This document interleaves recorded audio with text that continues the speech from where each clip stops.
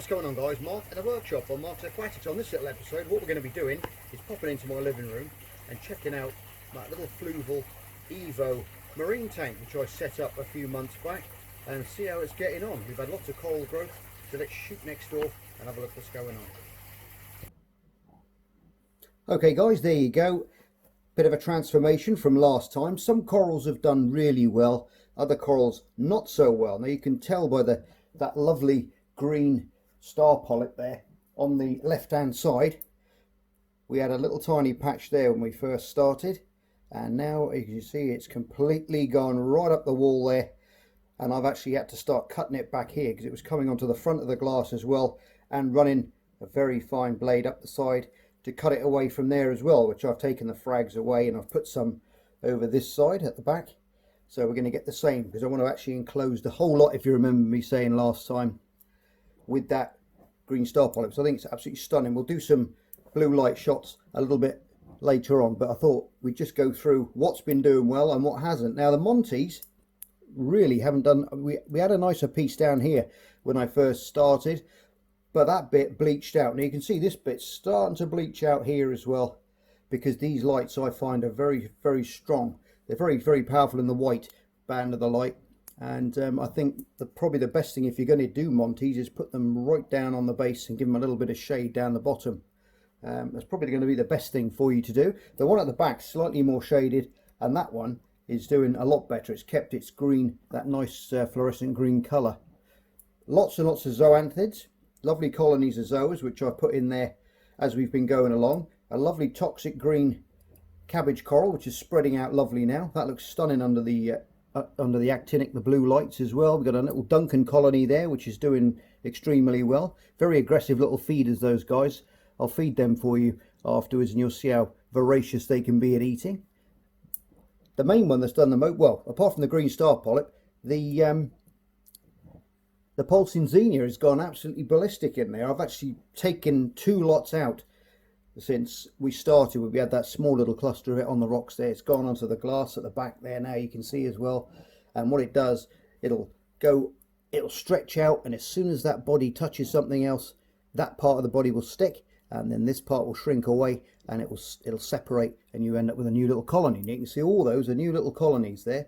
And what I tend to do is as this creeps across here, because I want to cover that in the green star polyps around the back of that rock as well, all you need to do is get a scraper or a Stanley blade. Make sure you wash any of the oil off of it if it's a new blade, because they coat them in oil first to save them rusting. So you don't want to be putting oil into your system. Okay, so make sure you give that a good clean first. Don't cut your fingers, and then you can slide that straight underneath, under the back, and you can just peel them off, and then you can just literally put an elastic band or a little bit of cotton around a bit of live rock, and you can make yourself a nice little frag of those guys. They'll soon stick to whatever you tie them to.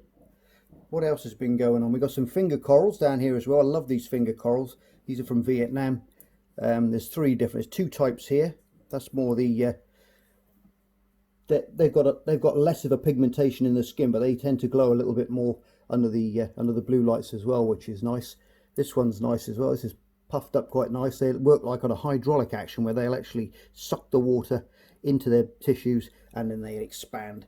And you can see the little tiny, I'll get some close-up footage for you later on, and you can see all the little tiny polyps on there which will be catching detritus and things in the water as well. Very interesting. We've got a nice bubbler anemone at the back. He's doing really well. But I thought, what do we do while I'm here? I did have the Periclarchi clowns in here, but I took them out because they're quite a destructive clownfish, in that they like to rearrange the tank to how they like it, and that's never the way that you like it. So I had to take them out, and I've got them back in the coral room now. They're in another tank, and they're doing nicely. Still laying lots and lots of eggs every couple of weeks. And but the little clownfish that we bred a while back now, I sold one of them off, and I've kept one for myself. And I've kept one because I thought I'm going to put him in here when he's a little bit older. So I'm going to put him in now. I've been acclimating the little guy. He's in there. So I'm going to go over the top, and I'm going to slowly trickle this water in and pop him in. You'll see him go in.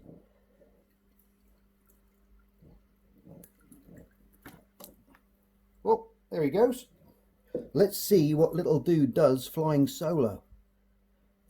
He's gone straight into that green star polyp. Look at that. Fantastic. And I've spilt water now all down the front of the tank. So I better get a cloth and quickly do some maintenance, or you won't be able to see. There you go. That's that gone. Well, look at that. He's gone straight to those green star polyps. He's tiny. He's not even an inch long, this guy. He's absolutely tiny. Now, one of the things I was going to say about these fluval lights, they do grow all these finger corals and everything else. As you can see, they're fantastic. They grow everything. If Fluval, if you're listening, what I would suggest when you do these, or if you're upgrading the lights or anything, put a little touch more blue in the lights, okay? Because I think that will really make things pop a little bit more in the daylight colours, because it tends to be it's quite a white light during the day. I can't take my eyes off that little bloke now. He doesn't know. What are you up to, mate? What are you doing? Just chilling out. You got a new world in there to go and explore, and we'll get you a little mate before long. Look at that. Fantastic stuff. Yeah, the lights need a little bit more blue in them, I feel. And another thing is the return pump. Now, I've turned the return pump off for a minute, just because this little guy's going in. There's normally a little bit more flow in there at the time, but I turned it off just for him, so he gets used to the tank, and then he can go and find some. We've got a lovely rose bubble anemone at the side there, which hopefully he's going to go and have a little relationship with around the corner there and get that little symbiosis going. He's looking down. Where are you going to go? Nope, back up again. He'll work his way down. He'll go under. He'll start exploring before no time at all.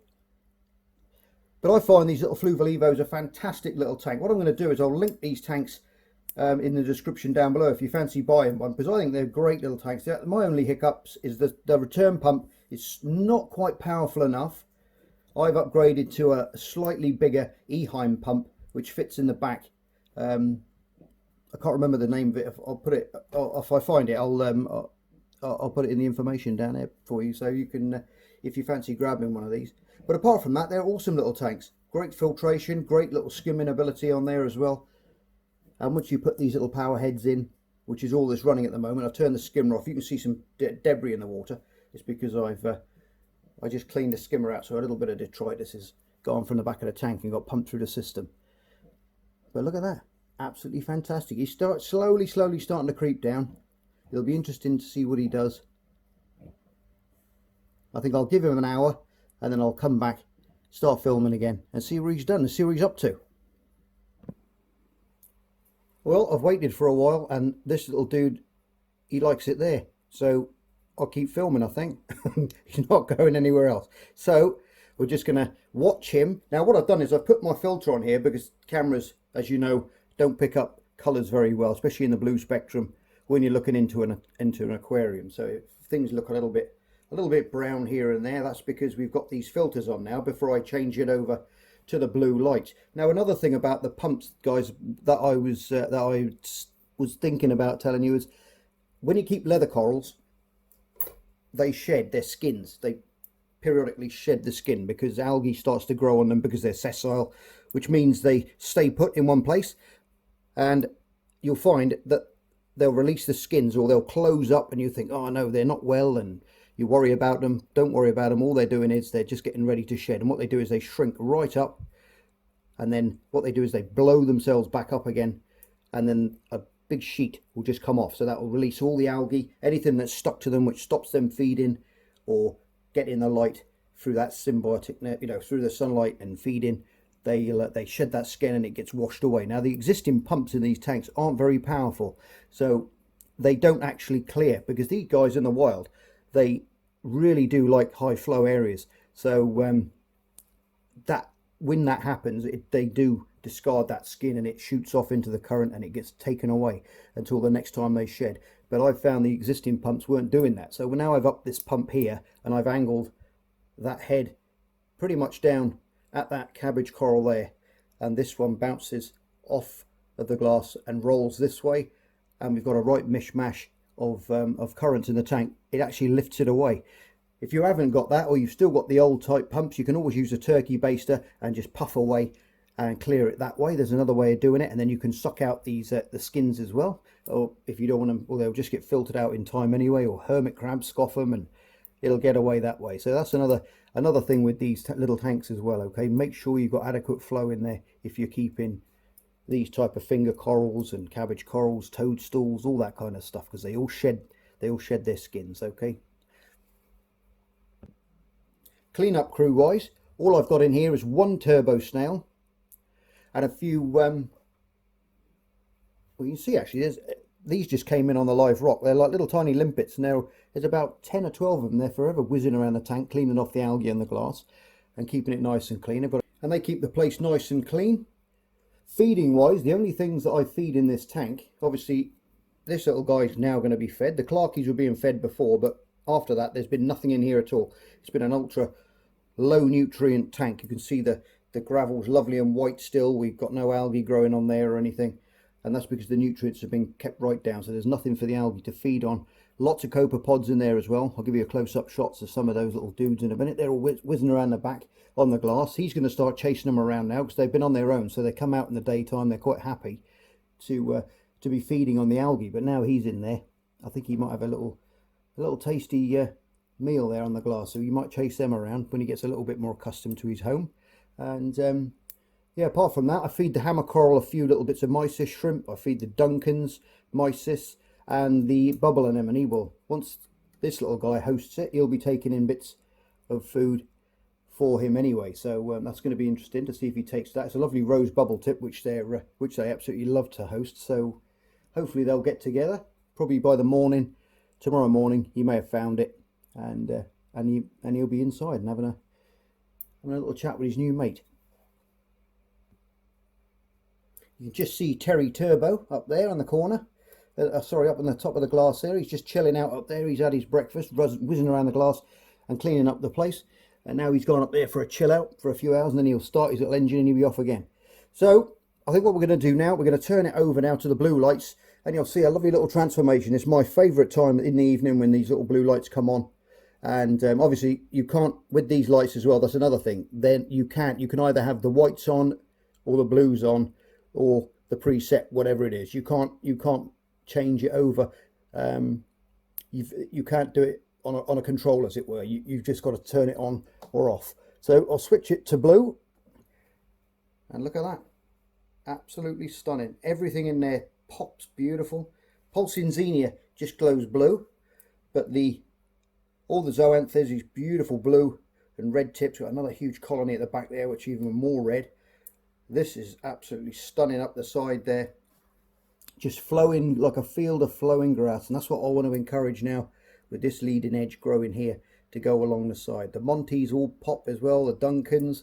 You can see this one here, this finger corals, slightly luminous colour. The hammer corals just a slight luminous colour as well, but it's and you can just see that little rose bubble tip there who's just starting to move around. I've got to watch him for the power head, but they're renowned for going into power heads, guys. So if you have got one, you can get these little meshes which you can put over the power heads to stop that from happening, okay? Because you'd be upset if you just spent 60 quid on a rose bubble tip and you find out it's gone into the liquidizer first thing in the morning and there's bits of it all over the place. So make sure you keep your eye on them, because they can move quite quick when they get going. But that looks absolutely beautiful. I absolutely love this little tank in the evening. Little man there still swimming away, just keep swimming. Look at that. And that big cabbage coral as well, nice and fluorescent green. Absolutely wonderful. I think what I'll do is now I'll feed those Duncans for you. Actually, we'll defrost a little bit of mysis, and I'll give them a feed. You can see how quickly they scoff food. They're such aggressive feeders, they really are. Right, okay guys, I've just zoomed in there. That lovely big scratch across the front of the screen. Can't believe I did that. Anyway, close up on the Duncans now. Now I feed them mysis. I buy it in the frozen blocks, like most of you guys do, and I put it in a sieve like that. See, make sure you get the wife's best sieve, so she goes for you when you come home, and put it under the sieve, put it under the tap, sorry, and rinse all that old water off, okay, because that is full of rubbish in there, and you don't want that going in your tank, because that's just going to promote lots of algae growth, and you don't want any of that in your tank. So make sure you rinse it all off and feed sparingly. Don't go bunging heaps of this stuff in, because it'll do exactly the same again. So what I do is I take a little tiny piece. You'll see my tongs going in.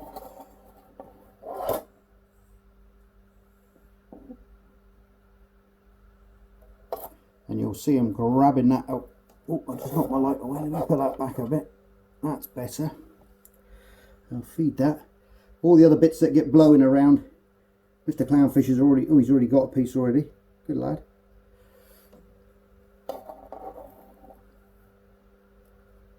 And all you got to do is just touch the tongs on them. They'll sense that protein and bang, they'll grab it straight away. And you'll get good growth out of them, guys, if you do this. Ooh. And feed each polyp.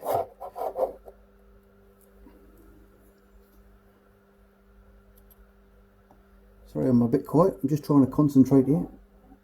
There you go, he's got some there as well. And then just make sure every polyp's got some. That last one there. There you go, bang, he's got it. He'll close up on it, and you'll see them now. They'll just close up. Have I missed anyone? Yes, I have. Look at that, I've missed someone on the top there. Let's give him some as well. And you'll see them, they'll blow up, they'll take all that in, and that's fantastic for them. Let's have some blue lights. There you go. Brilliant stuff. Now they've all puffed up now. They're going to suck that down into the mantle, and they'll be feeding on that. Got all the other bits floating around as well. Little clownfish will pick them up. All the other critters in there will eat those. We've got little mysis. We've got live baby mysis in there and copepods. They'll all take their share. I feed these once a week. That's all I feed them. No more than that. Otherwise you're going to get a lot more algae problems, okay? There you go. That's how aggressive they are. Very aggressive little feeders. Anyway guys, there you go. That's how you feed those little Duncans. They're all happy now, just starting to come out again. It's been about 10 minutes and they're still happily feeding away. This little guy is happy in his little corner still finning away against the tide, and no doubt he'll creep around later on when he gets a little bit more used to his surroundings, and find that little bubble tip anemone and settle in with him, and he'll be nice and happy then. Anyway, my overall thoughts of the tank, like I said guys, I think they're fantastic little kits, little plug in and play little reef tanks. I wouldn't put really hard corals in there, no SPS really, you know. I mean the Monties, things like that, maybe a Digitata, something like that would be okay. But as for the acros and different things like that, I don't think they're going to do very well in there at all. So I wouldn't go putting any of those in there. But for softies and things that I've put in there, obviously the green star polyps, pulsing xenia, lovely bit of motion. Hammer corals do well. Torch corals are going to do well. They're the LPS corals, the large stony polyps. They're going to do okay in there as well. Regular feeding on those. Like I said, I'll stick a link to these tanks, and if you fancy buying one, I'll put the link on my little Amazon thing there, and I'll get a little bit of a commission if you buy one off the Amazon site and get it posted to you, and I sure would appreciate that. Stick a bit of funds back into the account, as it were, and I can buy more things and make more videos for you that way. So it does help out. Any little bit helps out, guys. So and thank you for all tuning into the channel. We're over 40,000 now, which is absolutely fantastic, and long may it continue. Any other videos? I know I've been off the breeding videos lately, but like I said, with COVID-19 and everything else, people haven't had the stock in, and they've not been able to get any more in, and the stuff they've got in is too young for me to breed. So I mean, a lot of these things are going to progress in time, and I'll pick up certain things and I'll start breeding again. Hopefully in the near future we'll get some more breeding videos out, which will be nice. When you do buy these tanks, guys, as well, the skimmer is not included in the package, okay, nor is the power head. So I would suggest that you buy a little power head, little wave maker, and get the correct skimmer, which they sell as well. I'll put that up there as well for you. so you can get the whole kit, because that's what is running on this little tank. I see a lot of people on there, they think, oh, I can't be doing with the skimmer and everything else, but to get those proteins out of the water, it really does help when you get a lovely balanced system, and you're going to be happy. Otherwise you're going to be cursed with algae and different things, and you're not going to enjoy it as much then. Anyway guys, you're all stars as always. I love you loads. Thanks for tuning in and watching this video. Share it with whoever you like, and like I said, take care of yourselves. I'll see you on the next edition of Mark's Aquatics. Take care. Bye for now. Bye bye. Bye bye, little mate.